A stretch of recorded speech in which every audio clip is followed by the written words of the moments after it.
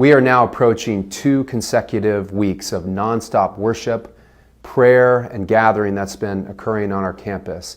And whether you call this a revival, a renewal, an awakening, or an outpouring, what we have experienced on our campus these last few weeks is unlike anything I have ever seen in my life.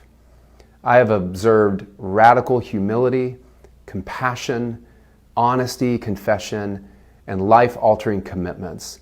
It has been a beautiful picture of what Scripture refers to as the fruit of the Spirit: love, joy, peace, patience, kindness, generosity, faithfulness, gentleness, and self-control. From the start, we avoided live streaming what has been occurring on our campus. And at that time, our desire was to honor the space and to allow for a more organic unfolding of what was taking place here. The time has come where we realize the need to host this differently.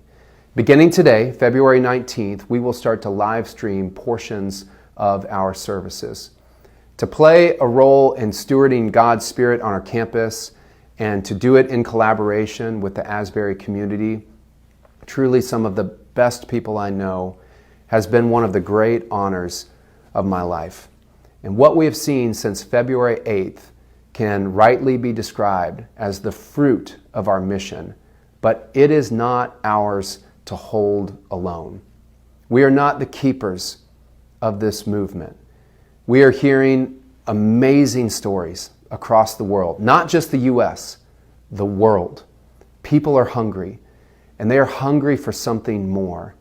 I think of Matthew 5:6 from Jesus' most famous sermon, where he says, "Blessed are those who hunger and thirst after righteousness, for they shall be filled." In other words, blessed are those who have a hunger for right relationship with God and a right relationship with others. They are the ones who leave the table satisfied. So we look to other schools, other churches, or ministry communities as co-commissioners in this movement that's taking shape before us. And my heart is for this young generation, and whatever happens from here, our deep desire is to see a life-transforming renewal of our younger generations to faithfully serve their communities, their schools, their churches, and their professions. To see them go into the difficult and dark places in the world and to be light. Finally, I've seen several headlines with titles suggesting that we are ending revival services or that we're scheduled to end revival. And while it is true that Thursday evening will conclude our last service in Hughes Auditorium here on the campus of Asbury University, we know this is not a conclusion to hungry hearts being stirred and responding by seeking Jesus Christ. Thank you for all the support and prayers you've provided over these last few weeks. Please continue to pray. Please pray for the church. Please pray for our young adults. Please pray for our students.